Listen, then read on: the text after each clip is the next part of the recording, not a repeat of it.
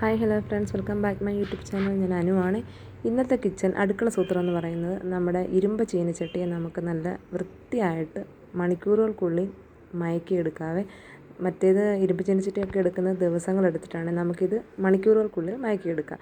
ഇതിപ്പോൾ ഞങ്ങൾ നേരത്തെ ഉപയോഗിച്ചുകൊണ്ടിരുന്ന ഒരു ഇരുമ്പ് ചീനച്ചട്ടിയാണ്. ഇതിപ്പോൾ ഒത്തിരി നാളായി ഉപയോഗിച്ചിട്ട് വീണ്ടും ഇതിനകത്ത് തുരുമ്പും എല്ലാം പറ്റിയിട്ടുണ്ട്. അപ്പോൾ നമുക്കിതൊന്ന് മയക്കിയെടുക്കുന്ന വീഡിയോ ആണ് ചെയ്യാൻ പോകുന്നത്. ആദ്യം നമ്മൾ ഈ ഇരുമ്പ് ചീനച്ചട്ടി നല്ല വൃത്തിയായിട്ട് സ്ക്രബ്ബറും, ഒരു സ്റ്റീലിൻ്റെ സ്ക്രബ്ബർ തന്നെ വേണേ, അതും സോപ്പോ സോപ്പ് പൊടിയോ എന്ത് വേണേലും ഉപയോഗിച്ചിട്ട് നമുക്ക് നല്ല വൃത്തിയായിട്ട് തേച്ച് കഴുകിയെടുക്കാവേ. ഇപ്പോൾ സ്റ്റീലിൻ്റെ സ്ക്രബ്ബർ തന്നെ വേണമെന്ന് പറഞ്ഞതെന്ന് വെച്ചാൽ ഇപ്പം നമ്മളെ എല്ലാ വീടുകളിലും ഉണ്ടല്ലോ സ്റ്റീലിൻ്റെ സ്ക്രബ്ബർ. ഇല്ലെന്നുണ്ടെങ്കിൽ സാധാരണ നമ്മുടെ ചകിരിയില്ലേ, നമ്മുടെ ചകിരി എടുത്ത് ഇച്ചിരി തോനെ ചകിരി എടുത്തിട്ട് തേച്ചാലും മതി കേട്ടോ. ഇതിപ്പോൾ നല്ലതുപോലെ ഒന്ന് തേച്ച് കൊടുക്കണം. ഇതിനകത്ത് നല്ല വൃത്തിയായിട്ട് അതിൻ്റെ ഇരുമ്പും തുരുമ്പും എല്ലാം ഈ ഒരു കഴുകുമ്പോഴേ അത് പോവേ. അത് കാണുമ്പോൾ തന്നെ അറിയാം നല്ല അഴുക്കുണ്ട്. ഇതിപ്പോൾ നമ്മൾ ഒരുപാട് നാളായി ഇതെടുത്തിട്ട്. ഇത് നമുക്ക് പണ്ട് പാചകം ചെയ്യുന്നതായിരുന്നു. അപ്പോൾ ഇത് വീണ്ടും ഒന്ന് മയക്കി എടുക്കാമെന്ന് വിചാരിച്ചപ്പം അത് ഒരു വീഡിയോ ആക്കാം എന്ന് വിചാരിച്ച്. ഇതിപ്പം നമ്മൾ പണ്ടൊക്കെ ഇരുമ്പ് ചീനച്ചട്ടി മയക്കുന്നതെന്ന് വെച്ചാൽ 2-3 ദിവസം എടുത്തിട്ടാണ് മയക്കി എടുക്കുന്നത്. ഇതിപ്പോൾ നമ്മൾ ഈ ഒരു രീതി ചെയ്യുമ്പോഴേ ഇത് നമുക്ക് നോൺ സ്റ്റിക്കായിട്ട് തന്നെ കിട്ടും. അപ്പോൾ എല്ലാവരും ഈ ഒരു രീതി ട്രൈ ചെയ്ത് നോക്കിയാൽ മാത്രം മതി.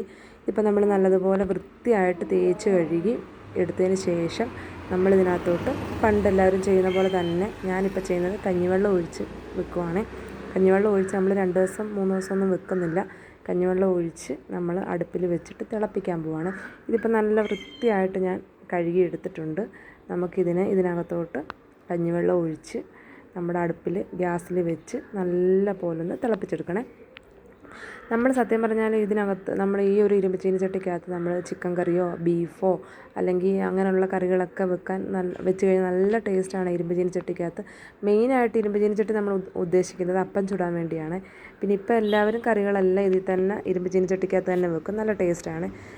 ഇതിപ്പോൾ ഞാൻ ഇരുമ്പ് ചീനച്ചട്ടിക്കകത്തോട്ട് കഞ്ഞിവെള്ളം ഒഴിച്ച് കുറച്ച് നേരം വെച്ചിട്ടുണ്ട്. അപ്പോൾ ഇത് നല്ലപോലെ വെട്ടി തിളയ്ക്കണം കേട്ടോ. തിളച്ചതിന് ശേഷം നമ്മളിത് ഓഫ് ചെയ്തിട്ട് അതൊന്ന് ആറാൻ വെക്കണം കേട്ടോ. വെള്ളം ഒന്ന് ആറുന്ന ടൈം വരെ ഒന്ന് മാറ്റി വെച്ചേക്കണം. എന്നതിന് ശേഷം നമ്മൾ ഈ വെട്ടിത്തിളച്ചിട്ട് നമ്മളിത് ആറിയതിന് ശേഷം നമ്മൾ അത്രയും കഞ്ഞിവെള്ളം കളഞ്ഞിട്ട് ചീനച്ചട്ടി നമ്മൾ ഒന്നുകൂടെ നല്ലതുപോലെ കഴുകിയെടുക്കണം കേട്ടോ. സ്ക്രബ്ബർ ഉപയോഗിച്ചിട്ട് നല്ലതുപോലെ ഒന്നുകൂടെ കഴുകിയെടുത്തതിന് ശേഷം നമ്മൾ നെക്സ്റ്റ് പരിപാടി എന്താണെന്ന് കാണിച്ചു തരാം. ഇതിപ്പോൾ ഞാൻ നല്ലതുപോലെ വീണ്ടും ഒന്ന് കഴുകിയെടുക്കുവാണ്. ഇടയ്ക്ക് വണ്ടിയുടെ സൗണ്ട് കേൾക്കുന്നുണ്ട് കേട്ടോ. ഞാൻ സിറ്റ് ഔട്ടിലിരുന്ന് വീഡിയോ ചെയ്യുവാണെങ്കിൽ അപ്പോൾ നമുക്ക് നല്ലപോലെ വണ്ടി പോകുന്നതിൻ്റെ സൗണ്ടാണ്, അതൊന്നും ക്ഷമിച്ചേക്കണേ. ഇതിപ്പോൾ ഞാൻ നല്ലതുപോലെ വീണ്ടും കഴുകിയെടുത്തിട്ടുണ്ട്. അത് നമ്മൾ ഒരു ടിഷ്യൂ പേപ്പർ ഉപയോഗിച്ചിട്ട് നല്ലപോലെ ഒന്ന് തുടയ്ക്കണം കേട്ടോ. നല്ലപോലെ ഒന്ന് തുടച്ച് മാറ്റണം. ടിഷ്യൂ ഇല്ലാത്തവർ ഇതിനകത്ത് തുരുമ്പ്, ആ ഒരു ഇരുമ്പിൻ്റെ അംശം കണ്ടോ. ടിഷ്യൂ ഇല്ലാത്തവർ നല്ലൊരു കോട്ടൺ തുണിയോ അല്ലെങ്കിൽ നല്ല കട്ടിയുള്ള ഏത് തുണിയായാലും ഉപയോഗിച്ചിട്ട് നല്ല വൃത്തിയായിട്ട് നമ്മളൊന്ന് തുടച്ചെടുക്കണേ. എന്തുമാത്രം തുടയ്ക്കുക അത്രയും തുടയ്ക്കുക. കാരണം നമ്മുടെ അതിനകത്തുള്ള ആ ഒരു തുരുമ്പിൻ്റെ അംശങ്ങൾ എല്ലാം മാറുന്ന രീതിയിലൊന്ന് തുടച്ചെടുത്തിട്ട് നമ്മൾ ചെയ്യുന്ന പരിപാടി എന്ന് വെച്ചാൽ കുറച്ച് പച്ച വെളിച്ചെണ്ണ എടുത്തിട്ട് ചീനച്ചട്ടിക്കകത്തോട്ട് ഒഴിച്ച് നല്ല വൃത്തിയായിട്ട് കൈവച്ചിട്ട് തന്നെ നമ്മൾ ഈ ചീനച്ചട്ടി ഫുള്ളൊന്ന് പുരട്ടി കൊടുക്കണം. ചീനച്ചട്ടിക്ക് അകവും അതിൻ്റെ പിടിയും അതിൻ്റെ ബായ്ക്കും എല്ലാം നല്ല വൃത്തിയായിട്ട് കൈവച്ചിട്ട് തന്നെ നമുക്ക് തടവി കൊടുക്കാവേ. ബ്രഷ് ഉണ്ടെങ്കിൽ ബ്രഷ് ഉപയോഗിക്കാം. ഞാനിപ്പോൾ ഇവിടെ കൈവച്ചിട്ട് തന്നെയാണ് ഇതെല്ലാം ഒന്ന് തടവി കൊടുക്കുന്നത്. അതിൻ്റെ ബായ്ക്ക് വശത്തും നമുക്ക് ഈ എണ്ണ തന്നെ ഒന്ന് തടവിയെടുക്കാവേ. എടുത്തതിന് ശേഷം നമ്മൾ ചെയ്യാൻ പോകുന്നത് വെച്ചാൽ നമ്മുടെ ഗ്യാസിലോട്ട് കത്തിച്ച് തീ കുറച്ചിട്ട്, കൂട്ടുകയല്ല, തീ കുറച്ചിട്ടിട്ട് നമ്മളിതൊന്ന് അടുപ്പിലോട്ട് വെക്കാൻ പോകുന്ന ഗ്യാസിലോട്ട്. എന്നിട്ട് ഇതിന് നല്ല പുക വരണേ.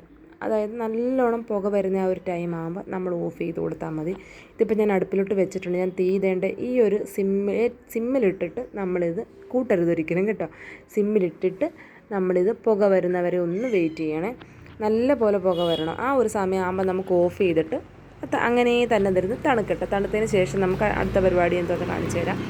ഇതിപ്പോൾ നല്ലതുപോലെ തന്നെ എണ്ണയൊന്ന് ചൂടായിട്ട് ഇപ്പം നല്ല ഭംഗിയായിട്ട് ഇതിനകത്തുനിന്ന് പുക വരും. ഞാൻ കാണിച്ചു തരാം. ഈ ഒരു പുക വരുന്നവരുണ്ട്, നല്ലപോലെ പുക പോകുന്നുണ്ട്. ഈ ഒരു ടൈം ആകുമ്പം നമ്മൾ ഗ്യാസ് ഓഫ് ചെയ്തിട്ട് അതിനെ തണുക്കാൻ വിടുക. തണുക്കാൻ വിട്ടതിന് ശേഷം വീണ്ടും നമ്മളിതെടുത്ത് ടിഷ്യൂ പേപ്പർ വെച്ച് ഞാൻ തുടച്ച് കാണിച്ചു തരാം. ഇതിപ്പോൾ നമുക്ക് മണിക്കൂറുകൾക്കുള്ളിൽ തന്നെ നമുക്കൊരു ചീനച്ചട്ടി മയക്കുന്നതാണ് ഞാൻ ചെയ്യുന്ന വീഡിയോ കേട്ടോ.